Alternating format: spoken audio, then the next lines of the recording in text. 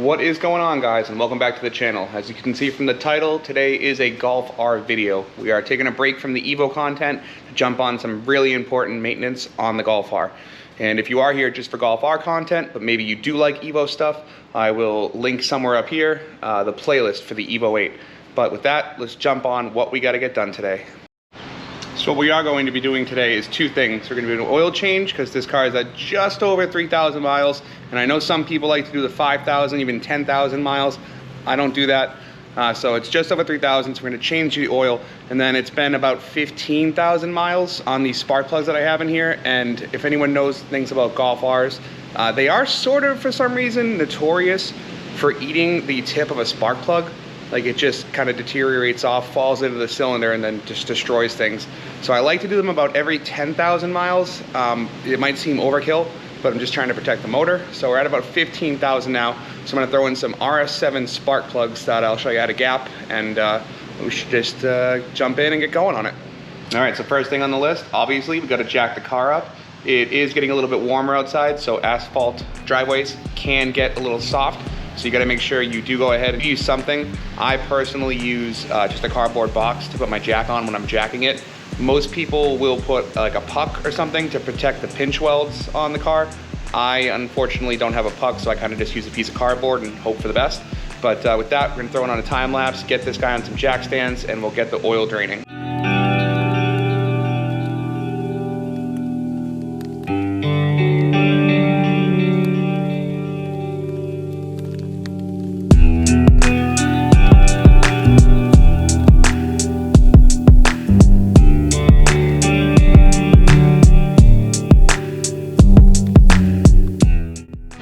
Okay, so got the car up on the jack stands, as you saw. Please don't judge me. It is my daily driver, so it probably is a little bit dirty, but so we will jump right into it. First thing we're gonna do is we're gonna go through the stuff that we are gonna be using. Okay, so obviously probably the most important thing right off the bat is the type of oil you choose to use. I know back in the day they used just like conventional motor oil. Nowadays, especially for high performance cars, you want to be using full synthetic. I personally go with Liqui Moly. They're really big in the German scene. They do have additives to it that are supposedly supposed to protect the bearings from A, wearing out, and B, there is some kind of chemical that they add to it, so if you do lose oil pressure, you have like an extra maybe 2-3 seconds to be able to turn the motor off, and it just maybe can save your bearings. So I go with 5W40, or Volkswagen does suggest either 5W30 or 5W40. Personally, with performance cars that are tuned, this guy is stage 2, so there is a chance that it runs hotter. So I go ahead and run 5W40 pretty much year round, except if it gets like really cold during the winter, then maybe I'll put in 5W30, but generally you don't have to, you can run it year round. So that's what I go for that. And then as far as filters and plugs, filter is just a mobile one that I got from Advanced Auto Parts, and then the plug is just a, I guess, Volkswagen style. It's replaceable every single time. You do not have a drain plug that you take off and replace a gasket on. It's a brand new plug every single time. So with that, I'm gonna throw my oil container down onto the car, get that plug out, and get the oil draining. Okay, so we are gonna be going onto the car. Make sure if you do put it on jack stands like I did, you do the wiggle test first. You kind of shake the car, make sure that everything's secure and that these jack stands aren't gonna move on you, because the last thing you need is to get crushed by a lowered car. So I'm gonna throw the oil pan under here like we did, and then make sure that where the oil drains into, the little holes, they are towards the back of the car. Mostly if you're on a hill like I am, it's a slight incline, but that way the oil will be draining the whole time and not filling up and spilling over. So before I do go ahead and start draining the oil, I just wanted to show where the plug is. So it's right there. Here's the transfer case above it, and then right here is the plug right next to your oil temp sensor. So what I'm gonna do is, I'm just gonna go ahead, use a flathead screwdriver, stick it in there.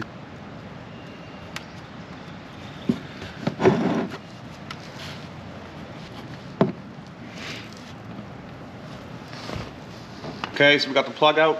You may have noticed from the oil coming out, it does come out very slow, and then it almost kind of like slows down, like there's no oil in the motor. So what I do is usually I'll start it by just pulling the plug.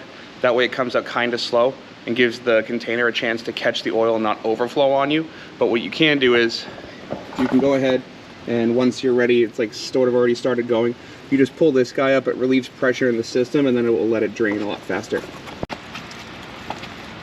So if you can see down there, I'm about to pull the dipstick, and it should go quicker.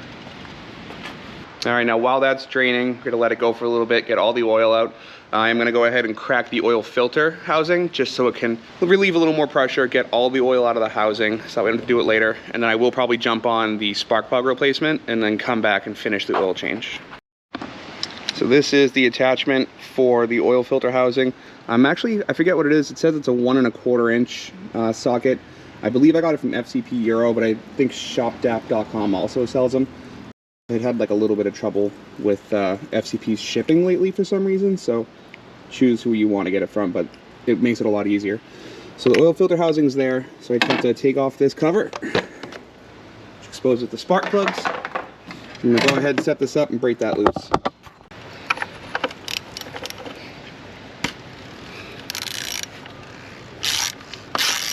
All right, just go ahead, get this guy off. Okay, so get it off, oil's starting to drain. You can kind of pull up on this like plastic guy and it should drain a little bit quicker, but I don't really care about it draining quicker. I am gonna go ahead, just throw this back on just so that nothing gets in the housing while we go ahead and do our spark plug change. Okay, so spark plug changes on the EA 888 motor are honestly super easy. The hardest part of them probably is gonna be these grounding wires. So these are the grounding wires for the coil packs. They're super annoying. You have to hold this bottom nut. Let's see if you can show you on this one. You gotta hold this bottom nut with, there are special wrenches you can get. They're like thin-walled wrenches that fit in there and you can hold it. I usually just use needle nose pliers. But you've got to hold that guy with your pliers and then use this guy to come up. Then you can take this ground off, and then this is actually connected to a stud, which then you have to pull out. You can relieve the coil pack. I personally only use 1/4 inch ratchets on this guy while I'm doing it. If you do try to use like an impact ratchet, there's a really good chance you're gonna end up spinning the whole thing and then ripping this ground, and I wouldn't want to have to recrimp a new ground. So I'm gonna go ahead, throw it on a time lapse. Actually, I'll show you the first one first, then I'll throw it on a time lapse, get these guys all off. So let's go. Okay, so my weapons of choice for this job are going to be the offset needle nose pliers. It's just easier to kind of hold it, and then just the 1/4 inch ratchet with a 10mm. So, sorry if there's any noise. It is outside, so it could be a little windy. But like I said, you definitely just want to hold it with like real tools and not a ratchet, because you don't want to bend that guy. So really, that's it. So it is annoying. This one I got lucky with, I guess. Sometimes they do stick a little bit more. But so all you got to do, and I always just thread it off at the end by hand, because I really don't feel like dropping them into the motor and then having to find it, which I have done, and it's not fun because it is kind of compact in here. So with that, you just take this guy off, put this nut over to the side, and then you go ahead and with this guy again, and you just have to take this off. So it's really not hard. I forget what the torque rating is. I'll find out. I want to say it's only like this really isn't even one. It's like 8 foot-pounds. It's not much. But so you can see it's just a stud that has a nut on it, and then take that right out. All right, now that you guys have seen that, you know how to hold the stud and take the nut off for the ground wire. I'm gonna go ahead, throw it on that time lapse I was talking about, and go ahead and get the rest of these guys off. So I'll see you on the other side of that.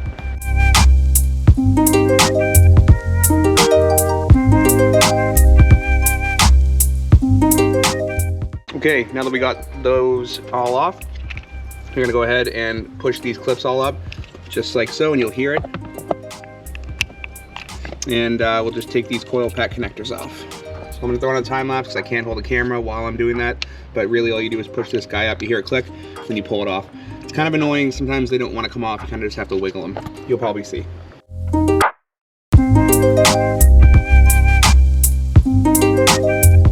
Okay, so that went relatively easy. I did go ahead and take out the coil packs, as you may have saw. They weren't too hard to get out, but I will say there is a little bit of just like debris in there. I'm not sure if you can see it.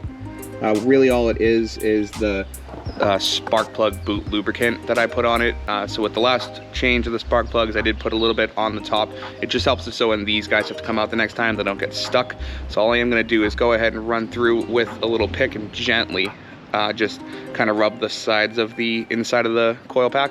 That way I can just kind of try to get that stuff out of there. I'm gonna go ahead and do that, and then we'll jump right back on trying to get these spark plugs out. Okay, so it is just a 5/8 spark plug socket. So I'm gonna go ahead, set the camera up, and try to get these guys out. Okay, so now let's go ahead and hope none of them are seized and that they all have the tips still on them. Okay, that was not too bad. I do put a little bit of anti-seize on them, so it is really nice that I do that, because then it comes out so easy. They're not like seized in there. All right, I'm gonna go ahead, throw my electric ratchet, and get these guys out of here.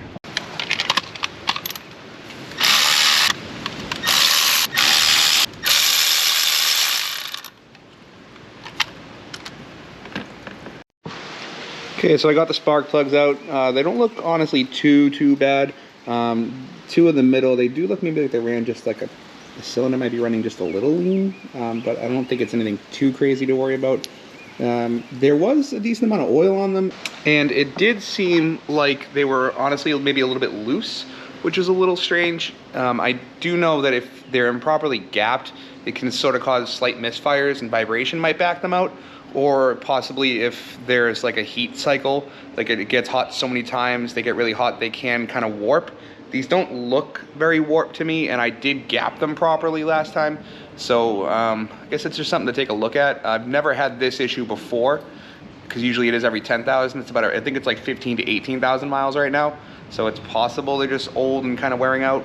But I guess it's just something I'm gonna have to monitor in the future and make sure it doesn't happen again. So I'll make sure I tighten these down really nice this time. So why don't we jump over right now and we can talk about gapping spark plugs. Okay, so I went ahead and just threw the coil packs loosely back into the spark plug tube holes, just so that way nothing can get in the motor while we're inside. I'm gonna go ahead, set the camera up, and I'll talk about some spark plug gap. So I went ahead, came inside where it's a little bit less windy. I did go ahead, throw the coil packs back into the spark plug tubes, just so nothing can get in there while we're inside. I'm gonna set the camera up, and then we can go ahead and start talking about some spark plug gap. These are RS7 Spark Plugs. They do go in a car that makes between 500 and 600 horsepower, so they are a one-step colder plug compared to what comes on the Golf. Our Golf is a stage 2 tune, so it does run hotter, so you do want a colder plug.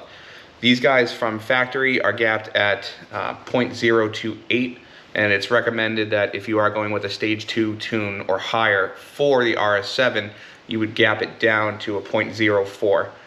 The Golf is tuned, however, it's not making 600 horsepower, so I am gonna go ahead and shoot for maybe 0.026. So I'm gonna go ahead and show you how to gap that. What you're gonna do is you're gonna take your gapping tool. Don't know if you can see, but there is like a little lip right here. So it starts small and then keeps going around and gets thicker, and that'll tell you your gap size. So what you're gonna do is, starts right here with 0.02. So you stick it in, then you slowly slide to the right, and it looks like this guy is gapped at between 0.07 and 0.028. So for a stage 2 tuned Golf R. So all you're gonna do is you would go on the back and you take a flat surface and you can just pinch it down just a little bit, and then go ahead, stick it back on and see what the gap is. And you can see it is now at 0.026. So I'm gonna go ahead and do that with the rest of these, and then we'll get it installed. So this is the second plug that I just did, and right out of the box, it is gapped already at 0.026, and it should be 0.028. So it is important, make sure you go through and do check the gaps on all your spark plugs before you install them, because you don't wanna have it be like mismatching across all different cylinders. Okay, so we do have some spark plug boot protector. It's just like a lubricant. You go ahead and you throw it inside of a cleaned out and dry coil pack right there. And then when this goes onto the spark plug, it just helps it so it doesn't seize from heat cycling. I'll go ahead and throw some on all of my coil packs, and then we'll go ahead and throw in our spark plugs. Okay, so I did go ahead, get all the coil packs nice and lubricated so they won't stick on the spark plugs. So I am gonna go ahead and just throw it on a time lapse of me installing all the spark plugs, and then we will go through just how to actually crush the crush washer on the spark plugs on one of them, just so you can see. But just make sure you do start threading it in by hand, no power ratchets, because you got to remember this is going into the cylinder head. So you do not want to be cross-threading the threads on a cylinder head for the spark plug. So just be careful with it, go slow, and make sure it threads in properly. Do not use power ratchets.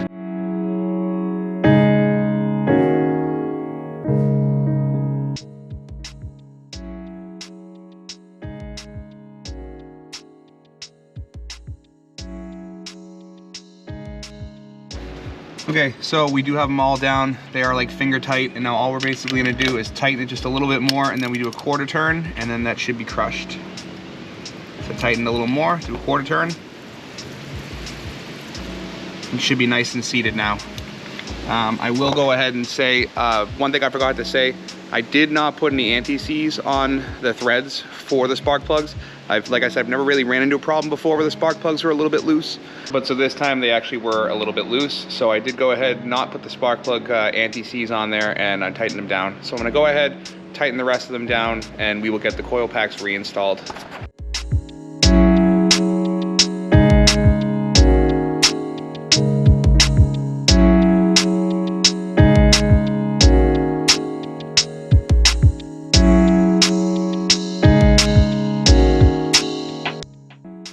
Okay, so I did go ahead, get all the ground wires back on, got the coil packs in, got everything bolted down. Don't know if you saw, I did drop a nut for the ground studs. Luckily it did fall through the back of the engine and then go on the ground.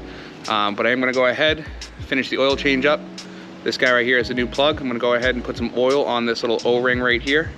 And then if you can see, it kind of looks like a flathead. There is a cheap tool you can use for it, but I had one and it just like broke while using it. So I just use a flathead screwdriver now, stick it in there, put a little oil on, and then you're gonna keep turning it into the oil pan until you hear a click, and then it's good to go. Okay, so now that we have gone ahead and put the oil plug back in, we're gonna go back, take this oil filter housing off, and replace the filter. This is it right here. Just gonna pull them out. Stash him off to the side.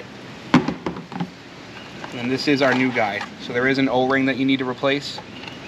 It comes in the filter right there. So what I have to do is grab a flathead. Just go ahead and gently try and pry this guy off without damaging anything. There. Okay, so sorry for the possible choppiness. My camera keeps dying on me. I did go ahead, through this new oil seal on. Gonna go ahead, lube it up with just a tiny bit of new oil on it. That way it seals really well. Then I'm gonna throw this filter right back into here. Gently slide it in.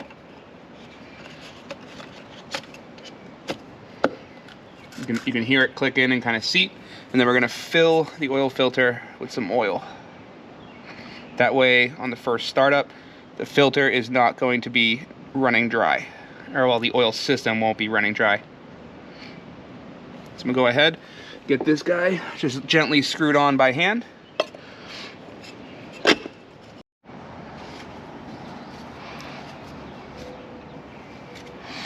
Okay, so I'm gonna switch over, use this guy, get it tightened down, and once it's fully seated, we'll go ahead and torque it down. The suggested torque rating for this oil filter housing is 18.5 foot-pounds. So I'm gonna switch over to my torque wrench, and honestly, it's not a lot, so I probably don't even need to torque wrench it. I just like to be thorough. So there it is, torque down. So I'm gonna go ahead, probably throw it on a time lapse and just get the oil filter in. It takes 5 3/4 quart, so I'm just gonna throw that on a time lapse and we'll throw some oil in. Okay, so I did go ahead and get the car off the jack stands. Got this little guy installed right where the oil goes in. You just take the cap off, screw this guy right on. And I'm gonna go ahead, put the 5 3/4 quart in there, throw it on a time lapse, and we'll be wrapping this video up.